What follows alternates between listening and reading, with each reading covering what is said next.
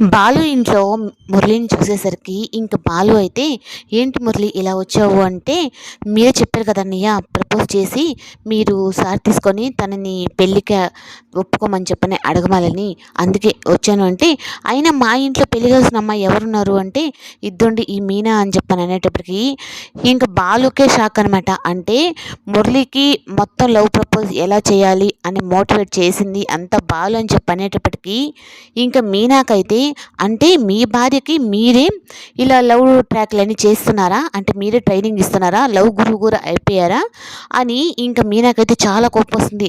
"ఒరేయ్ మురళి, నిన్ను అటు తిరిగి ఇటు తిరిగి నువ్వు నా భార్యకే ఎసరు పెట్టావు కదరా!" అంటే, "అన్నయ్య మీనా వదిన మీనా నీ భార్య అని నాకు తెలీదు అన్నయ్య" అని చెప్పని అంటాడు. "ఇంకొక్క నిమిషం గాని ఇక్కడ ఉన్నావు అంటే నీతో పాటు నన్ను చంపేస్తుందిరా, వెళ్ళిపోరా" అని చెప్పని అనేటప్పటికి ఇంక తట్టబుట్ట సర్దుకొని మురళి అయితే వెళ్ళిపోతాడు.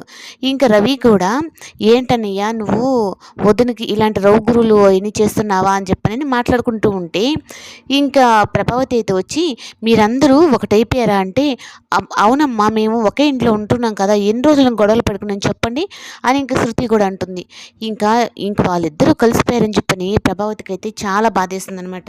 ఇంకా వాళ్ళ షాపు బాగా రన్ అయ్యి మంచి పెట్టుబడులు రావాలి అని చెప్పనని ఇంకా రోహిణి వాళ్ళైతే స్వీట్స్ తీసుకొచ్చి పంచుతూ ఉంటే, ఇదేమి పూల కొట్టు అలాగే కార్ డ్రైవింగ్ కాదు, అంచెలంచెలుగా ఎదిగేయడానికి, కానీ కొంచెం స్మార్ట్ వర్క్ కూడా ఉండాలి, అది మా ఆయనలో ఉంది. అంటే, "ఏంటి మీ ఆయనలో ఉండేది పల్లీలు అమ్ముకొని తినడమా?" అని చెప్పి అంటాడు.